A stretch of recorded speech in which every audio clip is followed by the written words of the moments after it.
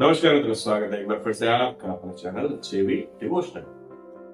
रावण आकलन लगा रहे भारत का दक्षिणी क्षेत्र का मानचित्र फेंक करके उन्होंने अपने खोए हुए सैनिकों के नाम को श्रद्धांजलि के साथ अपने मुख मंडल से निकालते हुए ये बोला कि ये सब जो है वो मारे जा चुके हैं और अब ये आक्रमण नहीं कर रहे हैं क्योंकि अब जितना इन्होंने कर लिया है उसकी सुरक्षा का चारों दिशाओं में जो उनके द्वारपाल के साथ उनकी मृत्यु के पश्चात अब वो एक तरह से सुरक्षित करके ऋषि सेंटर में आ रहे हैं। सेंटर में चारों ओर से सुरक्षा कर रहे हैं कि हाँ कोई राक्षस की अगर यहाँ पे हमें मिलती है जानकारी तो हम उनका वध कर देंगे। ये सोच रावण जी पढ़ पा रहे हैं क्योंकि वो एक योद्धा रह चुके हैं, कुशल योद्धा है।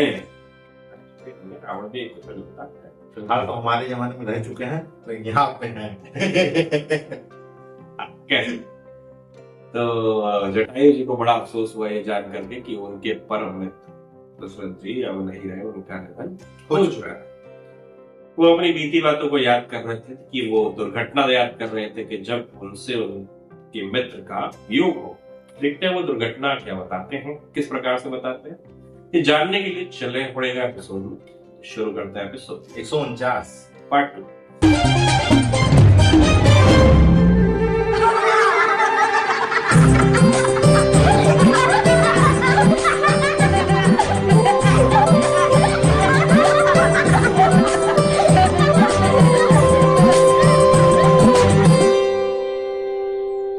काक चेष्टा बको ध्यानम स्वान निद्रा तथेव च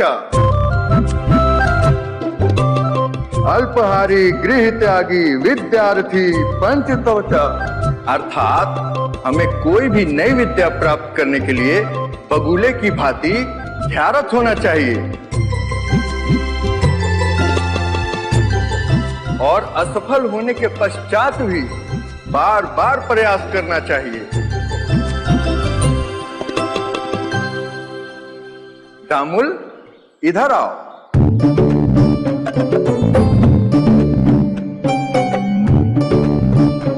अब तुम मालू के साथ धोबी पछाड़ अभ्यास करो।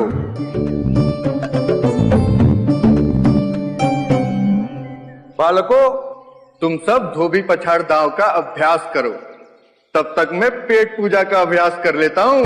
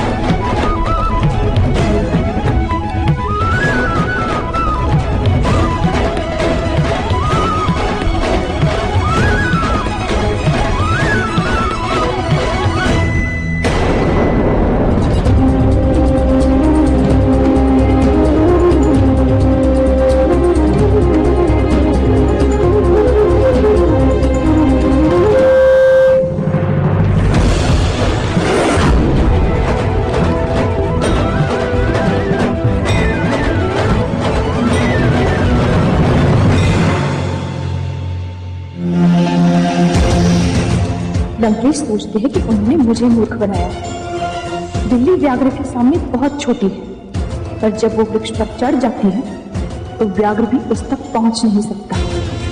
मैंने सोच लिया है जाने का, तो मैं अवश्य जाऊंगी। कोई है जिसे जगाना पड़ेगा। जब वो जागेगा तो वो और मैं लंकेश की स्वीकृति पाने में सफल हो सकते हैं।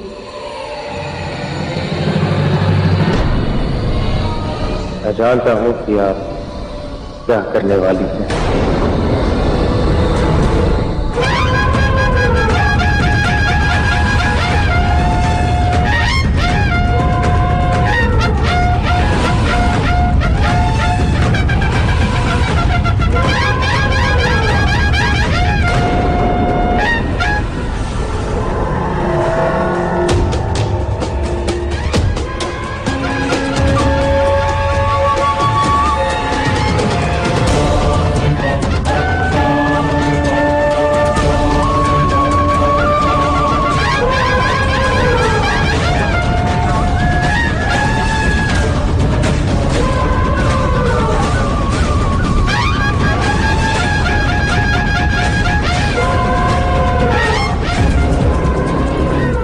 कैसे नहीं उठ पाएंगे? वो मेरी बहन है, वो अवश्य कर लेगी। और तुम जानते हो तुम्हें क्या करना है।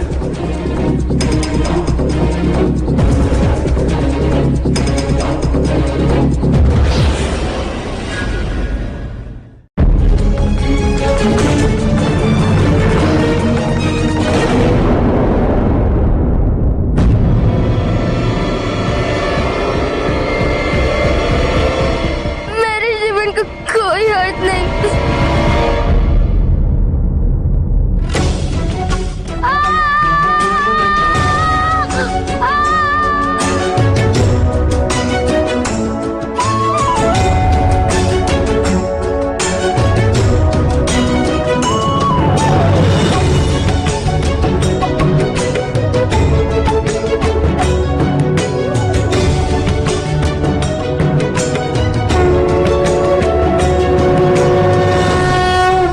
ये तुम क्या करने जा रहे थे?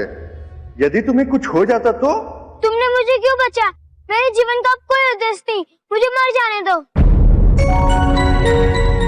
छोड़ो मुझे, मुझे जाने दो, छोड़ो। मैं तुम्हें छोड़ दूंगा। पहले मुझे ये बताओ, तुम हो कौन? इतनी छोटी सी आयु में ही ऐसा क्या कष्ट है तुम्हें कि तुम आत्महत्या करने जा रहे हो? लक्ष्य साधो। तुम मेरे मूर्ख और जड़मती हो। कितने दिन से मैं तुम्हें शिक्षा दे रहा हूं और तुम हो के अभी तक कुछ नहीं सीख पाए। योद्धा बनना तो दूर, तुम अपना जीवन यापन भी नहीं कर पाओगे।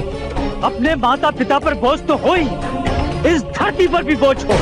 यहाँ समय नष्ट करने से अच्छा है कि तुम कहीं जाके मर क्यों नहीं जाते। इतना जड़मती हूँ कि लोग मुझे जड़मती के नाम से ही बुलाते हैं। मेरे पिता मुझे अपने समान योद्धा बनाना चाहते, किंतु मैं उनका सपना पूर्ण नहीं कर सकता। मेरे गुरु ने भी मुझे अपने आश्रम से निकाल दिया है। फिर जीने का क्या लाभ? जब कोई पिता अपने सपनों का भार अपने पुत्र पर डालता है तो ऐसा ही होता है।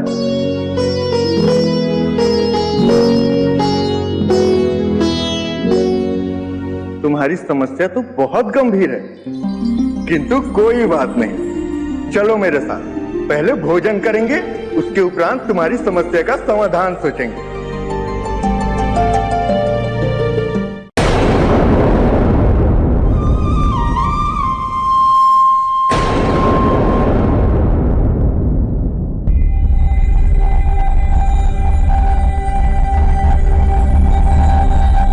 क्या बात, आप रुक क्यों गए? मैं तुझे साथी के लिए बचा रही।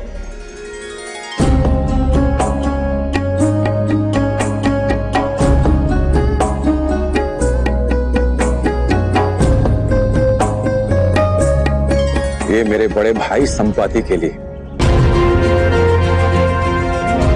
संसार के सभी पक्षियों में सबसे तीव्र गति से उड़ने वाले,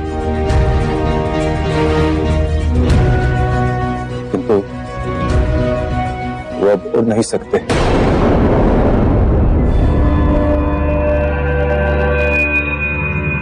वो क्यों नहीं उड़ सकते? वो भी एक दुर्घटना के कारण।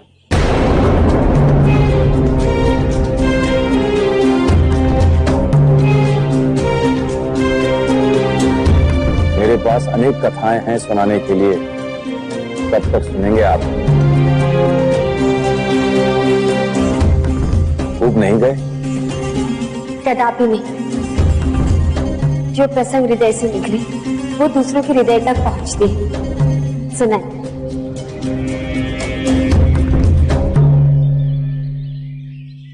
मैं और मेरे भैया सदैव साथ ही उड़ान भरा करते थे,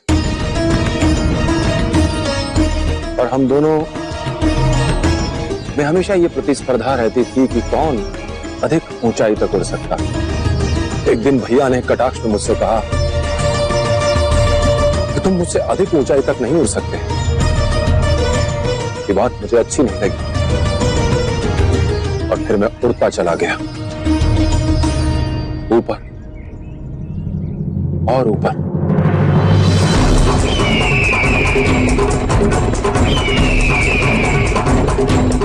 उड़ते उड़ते मैं ये भूल ही गया था कि सूर्य के अत्यंत समीप पहुंच चुका हूं।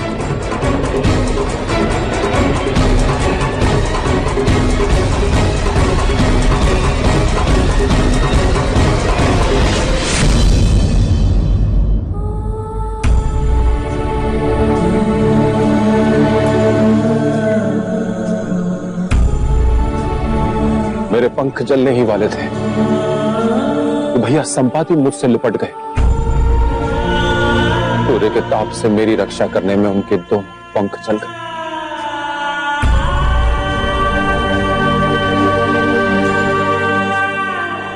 भैया को उड़ना अत्यंत प्रिय था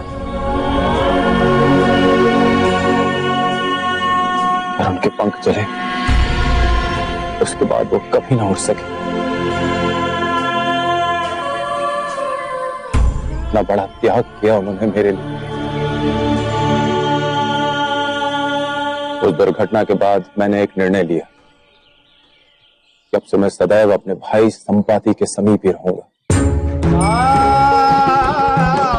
और इसी कारण मैं अपने मित्र दशरथ से भी पुनः भेंट न कर सका। उस दिन से भैया अभी भी कंदरा से बाहर सूर्य के नीचे नहीं आए। उन्हें सूर्य से घृणा है, सूर्यवंशियों से भी। वो निरंतर क्रोध में ही रहते हैं। क्रोध का सदैव कोई ना कोई कारण होता है। जब कारण का समाधान मिल जाए तो क्रोध का भी समाधान हो जाता है।